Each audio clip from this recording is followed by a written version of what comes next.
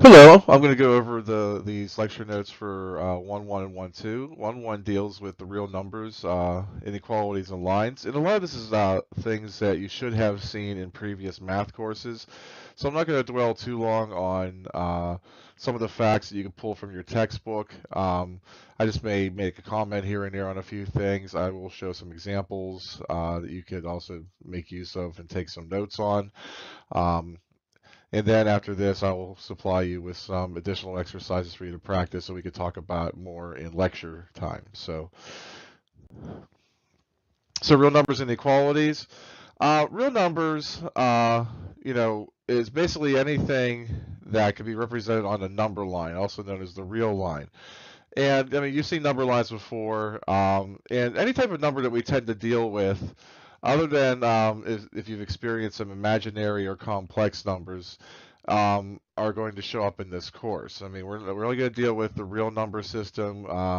There are areas of calculus that do deal with complex and imaginary numbers, but business calculus doesn't tend to do that very frequently, if at all. So.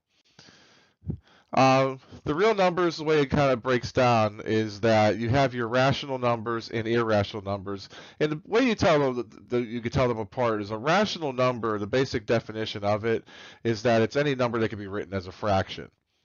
Numbers such as square root 2, pi, the exponential e, which we'll talk about, any roots or of any that, you know, cannot be done evenly or come out to be an integer or anything like that, or you cannot write it as a number that has either a repeating pattern following the decimal point or terminates after the decimal point. Those are irrational numbers. Rational numbers are either integers or rational numbers that are not integers, which are basically fractions. When you see them as decimals, either you have a terminating decimal or you have a repeating pattern at some point following the decimal point. And that's how you can tell, when you're looking at a decimal representation of it. Of course, the integers break down into whole numbers and negative integers. The whole numbers are basically, the natural numbers, which are your counting numbers, and zero.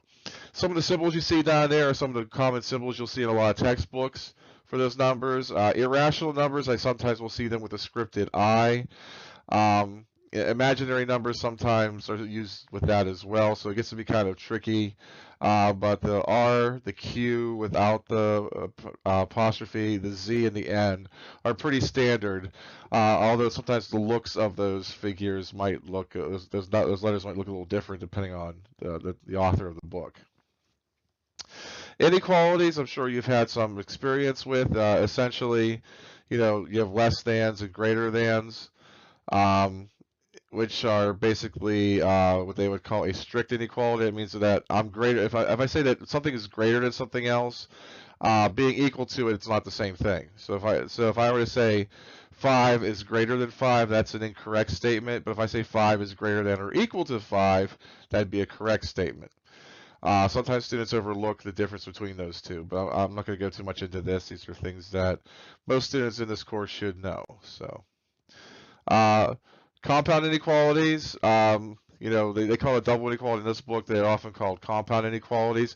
It usually represents an and statement or a situation where I have something that's between two other things. And interval notation, which we're going to be showing momentarily, kind of puts most of your domains and ranges into this kind of notation. Even if we're saying that it goes on forever, we'll use infinity as one of the markers at the endpoint. So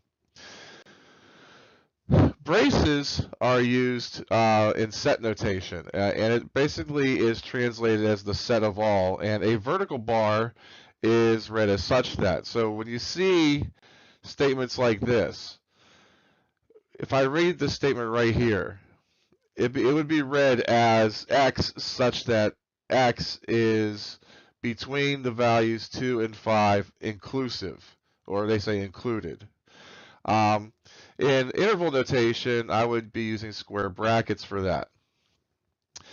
The set x such that x is less than or between 2 and 5 in this kind of case here, and this is coming from the notes I got from them, if I was going to exclude those, I would be writing this without the equal to's. So these actually would be like so. I didn't edit the stuff I got from the publisher. And this would be an instance when the endpoints are excluded. An interval is closed if it includes both endpoints. An interval is open if it excludes both endpoints. So you can actually have some circumstances where I'm half open or half closed, like these ones down here. And you can see the different notations of this. Our particular textbook uses a solid dot to indicate that something's included on a number line and a hollow dot to represent something is excluded. Sometimes you will see in other textbooks that they will actually use on the number line a square bracket. In this instance, like I have here, -2 and 5 here. And they would actually use parentheses instead of the open dots or the hollow dots in this kind of situation. So this would be... So some actually do that to actually help with the writing of the interval notation. Your textbook doesn't. They use the hollow dots and the closed dots, so make sure that you know how to translate between the two. Any interval may extend infinitely far to the right or infinitely far to the left. These are not numbers, but are merely symbols to indicate the interval extends endlessly in that direction. One of the things I want to make sure that I never see from anybody is that if you're trying to say something along the lines of like, x is less than or equal to -2. I'll have some students who'll say, okay, well, and they're mostly right. I mean, they want to write square brackets on it because they see the equal to sign, but this part right here, I cannot put a square bracket on a negative infinity. I cannot reach negative infinity. So anytime that you see that you have to use some sort of infinity, whether it's a negative infinity or positive infinity, here I could say that that's a square bracket on the -2, but on the infinity symbol or negative infinity symbol, I have to have the open bracket like it is right here. So be aware of that because that could sometimes be, a miscommunication if you're saying the otherwise. And here's some closed and open examples for this too, when you don't have, when it's going to infinity and stuff like that. So, the set of all real numbers, I mean, sometimes we use that fancy set number R, but if I'm writing it in interval notation, I basically just use the same kind of notation and say negative infinity to infinity for that. So if I want to write the following in set notation. So, I mean, set notation is just kind of like writing it as a standard inequality, except I put the fancy brackets or braces on. I put the x in the vertical bar to say x such that, and the rest of it is pretty much the standard inequality we're used to writing. So, when I look at negative infinity to 12 with a bracket, that's basically saying that x is less than or equal to 12. So, anyway, so I'm going to write that, but I'm going to put the rest of it in set notation and say that x such that x is less than or equal to 12. When I have -2, comma, infinity with open with parentheses on both ends, that means that -2 is not included. So I'm going to have x values that are more than -2, and they go on forever. So x is greater than 2, and again, I'm going to put the braces and the x such that symbol in front of it.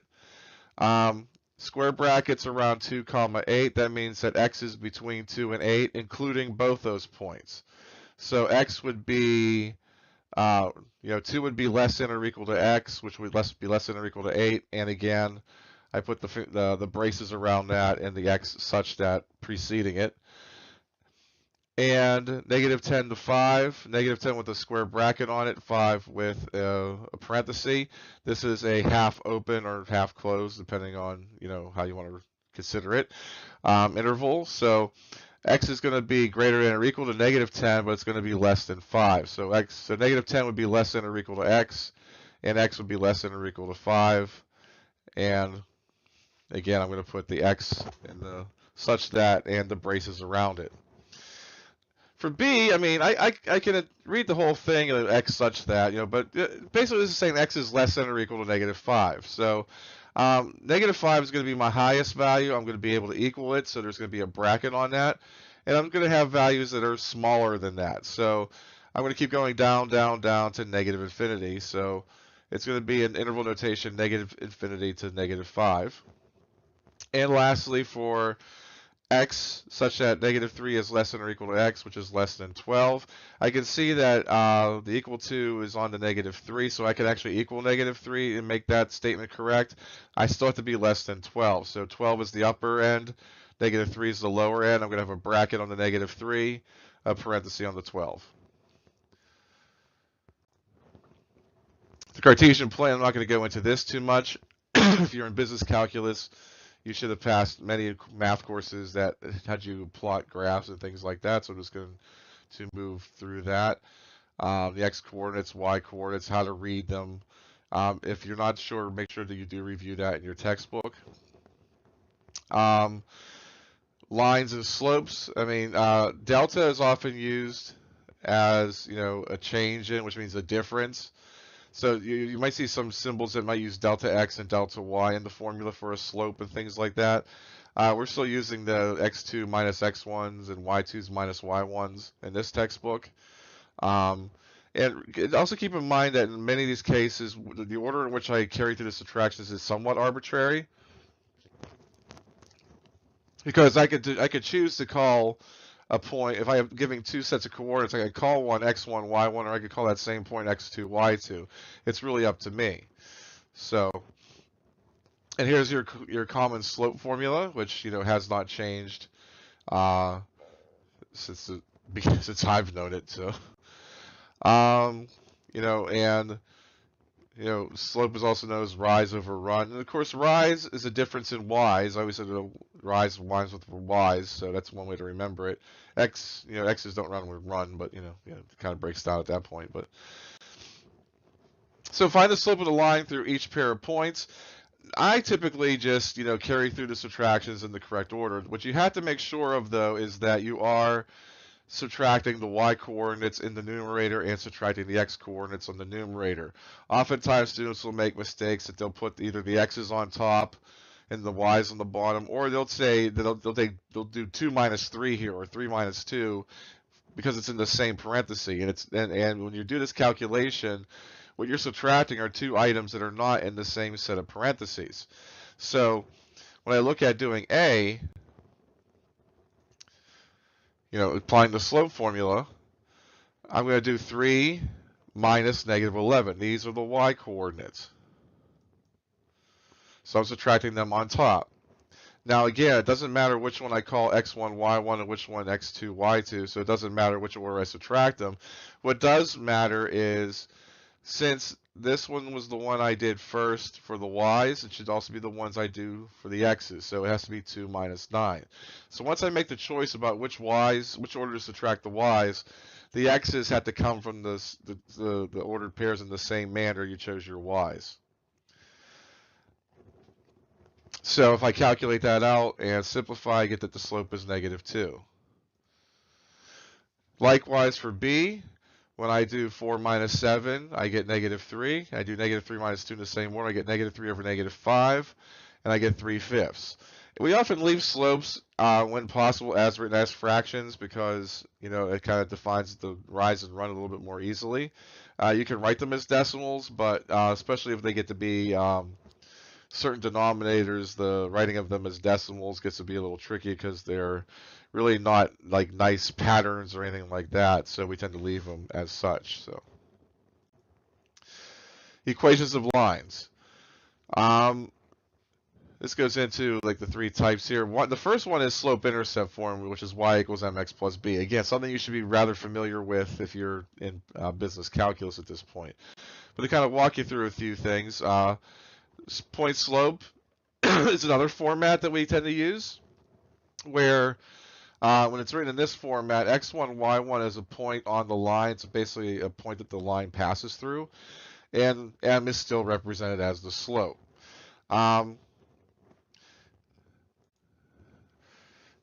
So sometimes it depends on like which format's the easiest to write, dependent upon like what you're asked to do, what you have to do with it eventually, anything like that. Now here it says find an equation of a line through -3, 5, and the slope has -2/3. Sorry. This gives me the point it passes through, gives me a slope, so I can write this really easily in point slope form. I just have to be really careful about making sure I'm applying the format correctly. So if I apply those point slope formula, which is this, now the y without the subscript and the x without the subscript, they're variables. They're going to stay y and x.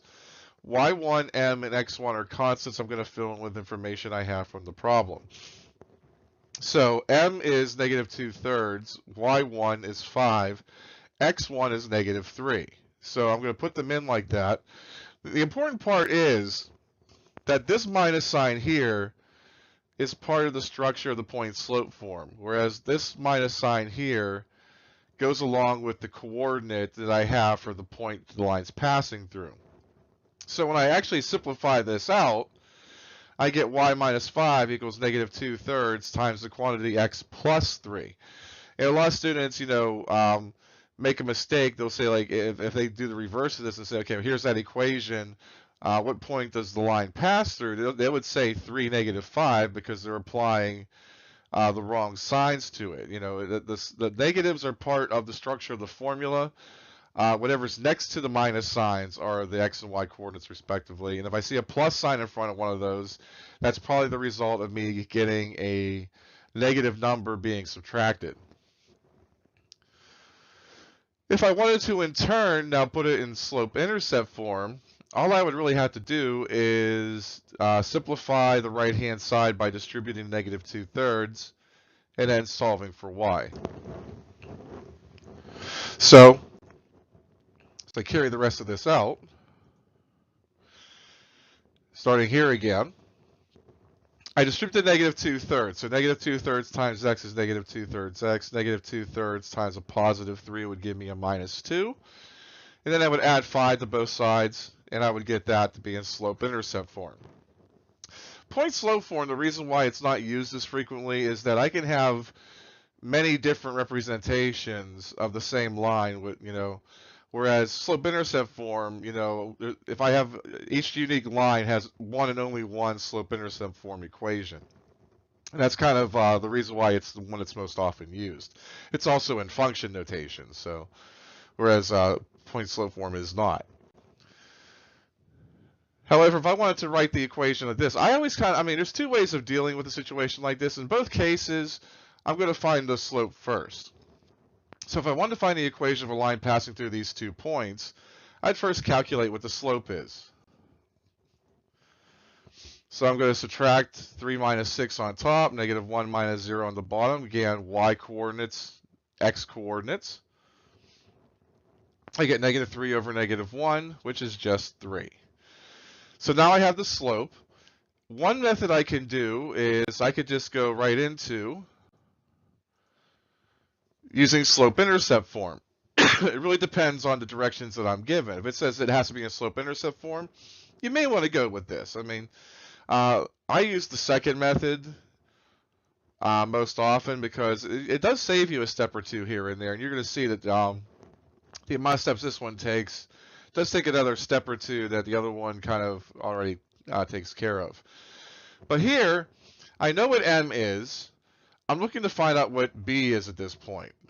That's the y coordinate of the y-intercept. Of course, the x coordinate would be 0. So what I do is I put the slope in and I pick a point, and here I pick the point 3, -1. And you're going to see in both the ways I do it, that's the point I pick. I would get the same results if I picked 6, 0. So at least for the slope-intercept answer.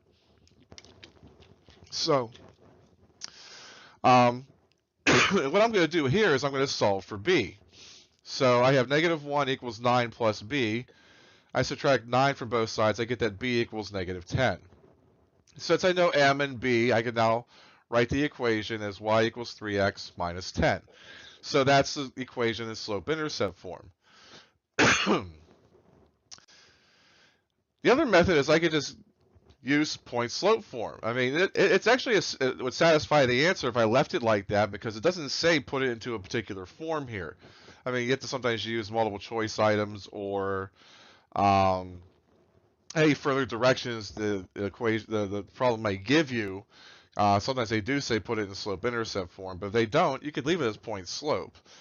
But I'm going to still use the fact that the slope is 3. I'm still going to use the same coordinate here.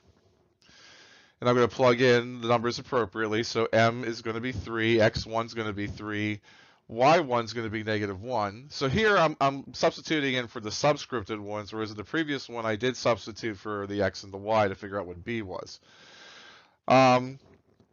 So here, in point slope form, I'd probably just turn that to a plus here and leave the right-hand side this. But as I'm getting closer and closer to putting this into slope-intercept form, I distributed the 3 over here and got 3x minus 9 on the right, and I did y minus -1, which is the same thing as y plus 1. And then I subtract 1 from both sides to get that y equals 3x minus 10, which is the exact same answer I got before, and that's the way it should work. So it doesn't matter which method is used, you should end up with the same result every time. So whichever method you feel more comfortable with, but you can see here, it did take me a little less steps. I mean, the other one took me like another step or two, whereas this only took me like 4 small steps to get to the slope-intercept form. So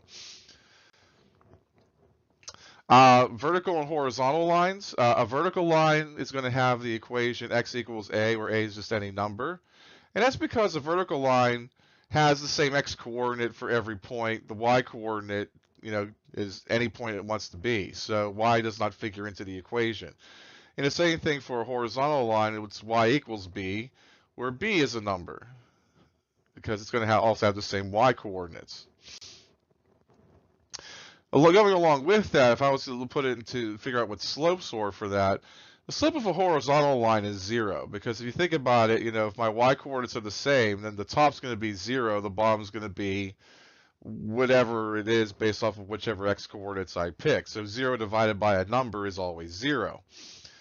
For a vertical line, I get something along the lines where if I have my y coordinates, which are allowed to be different, that's going to give me some sort of difference, whether it's positive or negative. Of course, my x coordinates all being the same, it's going to give me a 0 there.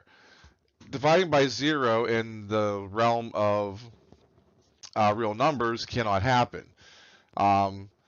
It's an undefined value, and we're going to talk more about that as we get more into limits. But for the time being, we say that a vertical line has an undefined slope.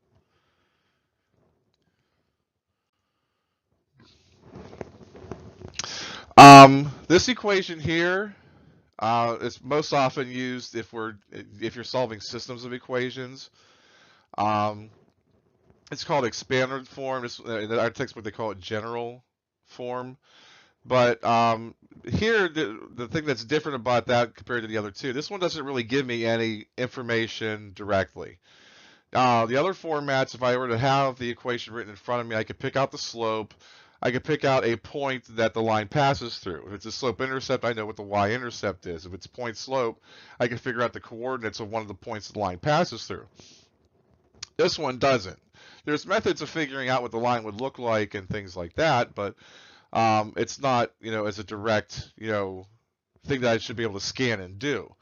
So when I work with this, oftentimes we usually try to convert this into a form that it's easier to work with, that one I can figure out a slope and a point on the line, and basically this translates directly and best into a slope-intercept equation. So if I wanted to find the slope and y-intercept of this line here, the first thing I would do is I would put it in slope-intercept form.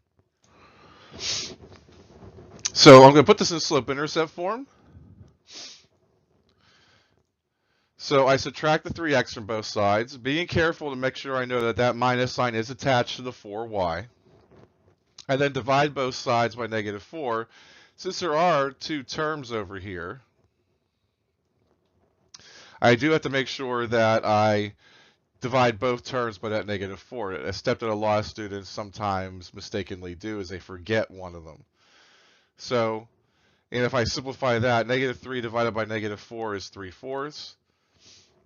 negative 3 ends up being the b value. So this, I can say here that the slope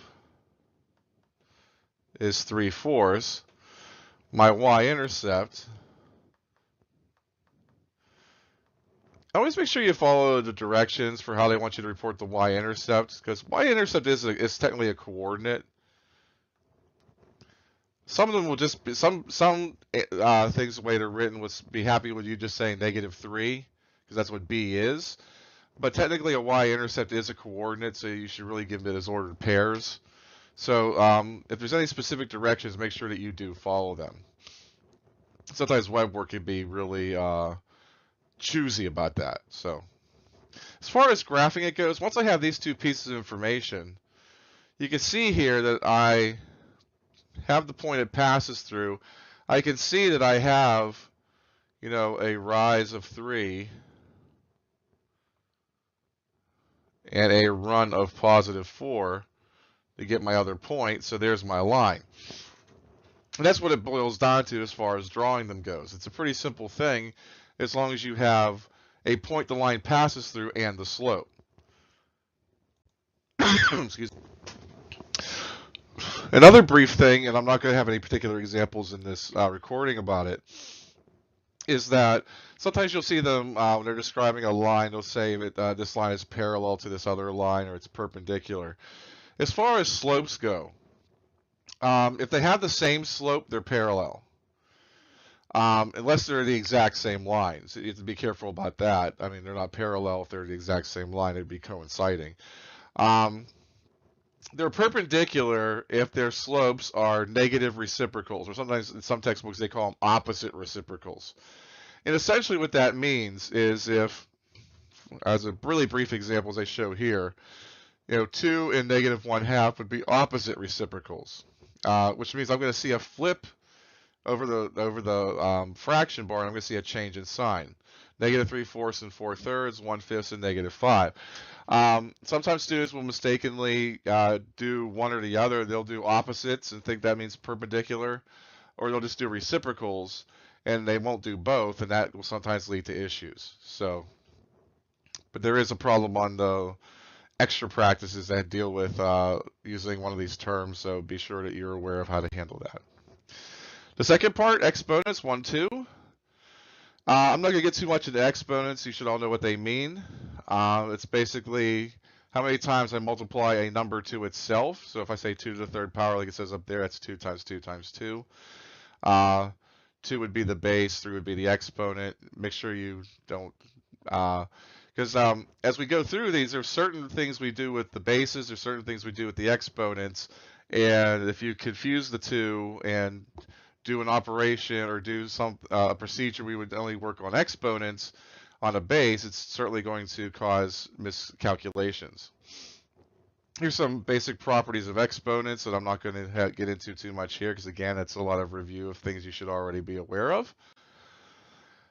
0 and negative exponents. Of course, a 0, if I raise something to the 0 power, it's 1, no matter what it is. The only difference is being 0 to the 0 power. That's currently, it's not really, they say it's undefined here, but it's actually indeterminate. And we're going to talk more about indeterminate forms as we move further into this course. 0 to the negative 3, because a negative and a negative coefficient means reciprocal. So if I do 0 to the negative 3, that's like saying 0 to the negative 3 is like 1 over 0 to the third, which is the same thing as 1 over 0. Well, we know 0 in the denominator is a big no-no in the real number system, and that's why they say it's undefined here. Basically, for us, we're going to eventually say it's going to cause a vertical asymptote, and there's certain things we have to establish about that, and we'll talk more about that as we move into limits later as well. Here it kind of goes through the operations of how you handle certain operations with this and where the negative exponents come from and things of that nature, so I'm not going to kind of get into that. Again, how to operate with a negative exponent. I'll kind of show that in an example momentarily anyway. So some common questions you're going to look to see. I mean, evaluate the following without using a calculator. So, I mean, there's certain powers and certain, like, you should be aware of and know how to handle. So, you might just want to get some practice in for that, because I'm still debating whether or not I'm going to have any of the tests with calculator, since the final is to be without calculator. I'm just trying to figure out if it'd be best just to have you do none of them without calculator, so that you're just commonly used to it.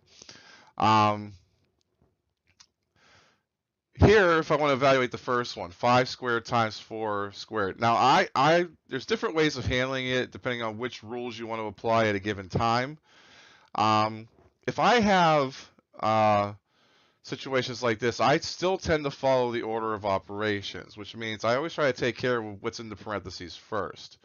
So I look inside the parentheses and I see 5 squared times 4. The exponent would get done before the multiplication. So I would get 25 times 4. Then I would do the multiplication and get 100. Now I have 100 squared. 100 squared is 100 times 100, which is 10,000. So I still kind of follow the order of operations as I do this. If you use some of the other exponent rules, you don't necessarily have to, but I find that oftentimes if you use them, you have to make really darn sure you're using them correctly, because you can really make confusing circumstances if you don't. For B, 2/3 to the -2 power, all raised to the -1. Again, I'm going to kind of start on the inside and work my way out. So whenever I do a negative exponent, I usually do it in 2 steps. The first step I'm going to do here is say, well, 2/3 to the -2 is the same thing as 3/2 to the +2. By doing the reciprocal, I get rid of the negative on the exponent. Now, I didn't take care of the negative on the outside yet, and I'll handle that later. Whereas if I'd done that, I could have done it in a different order and got rid of the negatives first. But as I said, I always work my way from the inside to the outside. That is one way of handling it. There are other ways of handling it, as long as you're following exponents rules and procedures that are outlined in your textbook and some things you should know already. It's fine. It should work regardless. So, but I get 3/2 squared, all raised to the -1 power. 3/2 squared means 3 squared over 2 squared. When I square a fraction, I square both the numerator and the denominator. 3 squared is 9, 2 squared is 4. So I have 9/4 to the -1 power. And raising something to the -1 power is simply doing a reciprocal, as long as you're talking about that. Sometimes -1 means inverse, and depending on the circumstance, it might be a different story, But here, I mean, if it's an exponent, it means -1 power, and so we're going to have 4 9s.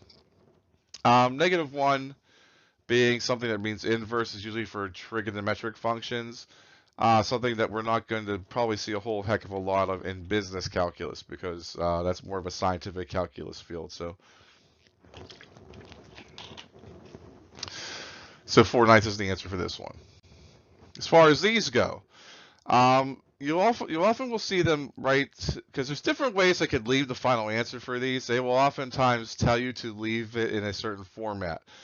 The standard convention in most textbooks is that when you write your final answer, the final answer should not have any negative exponents. That's the way a lot of textbooks write it. But since they've started using, and a lot of textbooks companies have been, is using online computerized programs for students to do their homework and submit that, it can get kind of tough, because sometimes getting fractions to work well in those could get kind of tricky. So they will sometimes say write it in this format, whereas I could have possibilities of negative exponent numbers, negative b values in that format as part of my final answer. So again, when I do this problem here, C, I'm going to start, and I'm still going to work my way from the inside out. So anything inside parentheses I'm going to take care of first. So v times v cubed is going to be v to the 4th. I have to remember that there is technically a 1 here. And so if I multiply powers of the same base, I add the exponents. There you go. Same thing here. V cubed times V squared. I add those exponents together, I get V to the 5th. Now on top, I have a power of a power. V to the 4th squared is going to tell me multiply those exponents. So I'm going to have V to the 8th over 5. And of course, when I divide powers, I subtract the exponents. So, and it's always the top exponent minus the bottom exponent. That's always the case. So here I'm going to have V to the 3rd power. For D, 5xy to the 4th all squared over 25x cubed y to the 3rd. So first thing I'm going to do is, well, there's nothing to do inside that parenthesis, so I'm just going to square that entire parenthesis and get 25x squared y to the 8th. If I do 25 divided by 25, they just cancel. So that becomes a 1, or I think I'm actually do right as 25 to the 0, 25 to the 1 minus 1. They will cancel, but I'm going to show you why in a moment. I'm going to have x to the 2 minus 3 power. Again, it's top minus bottom. And here 8 minus 3. It doesn't matter which order you subtract them, because I'm going to end up with 25 to the 0 power times x to the negative 1, y to the 5th. And then, of course, 25 to the 0 power is just 1, so I can just write this as x to the negative 1, y to the 5th. Again, other textbooks would say, well, you need to take this one more step and write that as y to the 5th over x, because they want their standard answers to have no negative exponents. You may see that from time to time as well, so make sure, again, that if there's any directions about how the final format should look, particularly if it's in web work, you have to do it, otherwise you're going to keep getting returned with the wrong answer. So that becomes very important. Roots and fractional exponents. So we can take a square root of any non-negative number and the cube root of any number. Those are really the only roots that you're going to deal with, although they may show you other 4th roots and 5th roots for smaller numbers, so keep that aware of. But basically, you could take an even root of any non-negative number, and you could take an odd root of any number. Because of the fact that, odd powers, if I take a negative number, raise it to an odd numbered power, it's going to be negative. Whereas if I take any number and raise it to an even power, no matter if that number is positive or negative, I'm going to end up with a positive result. So that's where that comes from, because then when I try to, on the other side of it, take a square root or a 4th root or things like that, and I try to have a negative number, unless I get into complex numbers, which this course is not going to really have you deal much with, if at all, that you can't do that in the real number system. You'd have to actually go to the complex number system to do it. Again, like complex numbers and imaginary numbers, you're not going to see much in this course, because although we do a lot of calculus in this course, a lot of what you would see in a standard calculus course, that it tends to be in the realm more of electrical engineering and things like that, where those come into more play, and we're not going to get into that here. So there are 2 square roots of 9, namely 3 and negative 3, but when you see this symbol here,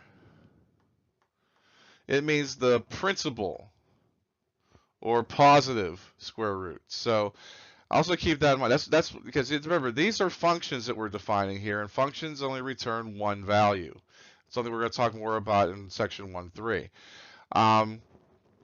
So, that's why when we start dealing with things as we move into other types of functions, when we apply a square root, sometimes this symbol has to come with it because of the fact of how this is defined. So now, fractional exponents are another way we can indicate roots. So for instance, if I see a 1/2 power, that's the same thing as a square root. If I see a 1/3 power, that's the same thing as a third root. Square roots, we don't usually have a number down here. There is no such thing as a first root, just so you know. And x to the 1 over n part would be an nth root. So If I have something that's written as a fraction of m to the, m over n, these are the two different ways I could interpret it as far as fractional exponents, and this is how it could be translated into roots. Again, these are things you should be somewhat familiar with already, which is why I'm kind of going through this at a review pace. So I'll show some examples where I make use of this. So if I wanted to do 27 to the 2/3 power,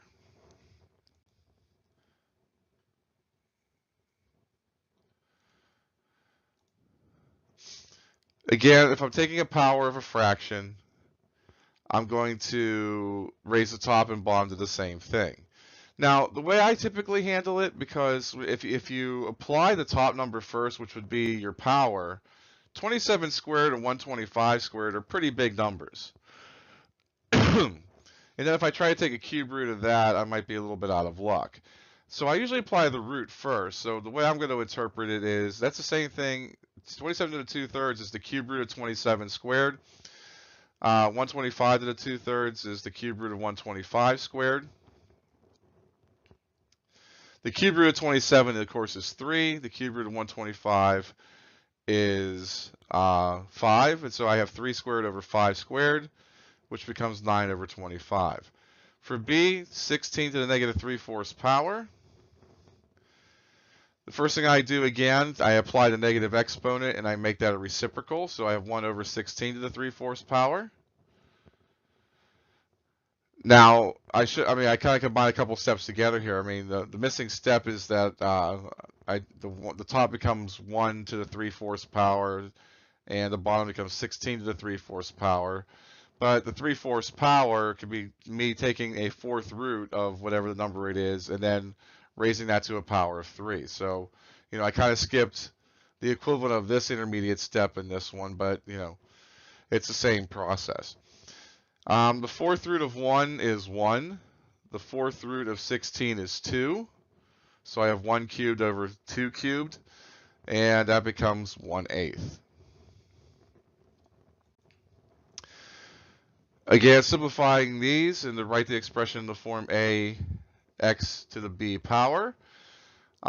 So even though this starts out with roots, I'm going to eventually want to be writing the final answer with the possibility of rational exponents or fraction exponents. So the cube root of 8 over x to the 6th power becomes the cube root of 8 over the cube root of x to the 6th. The cube root of 8 is x squared. The cube root of x to the 6th is the same thing down here as x to the 6 over 3, which makes that a lot easier, I can put that intermediate step in there. It makes it easier to understand as 2 over x squared. Now, as I said, some textbooks, that's the answer they desire. Since we want to write this in the form a times x to the b power, I have to go one more step here and say that, well, I'm going to change that division of x squared into an x to the negative 2 power. And the final answer is 2 times x to the negative 2.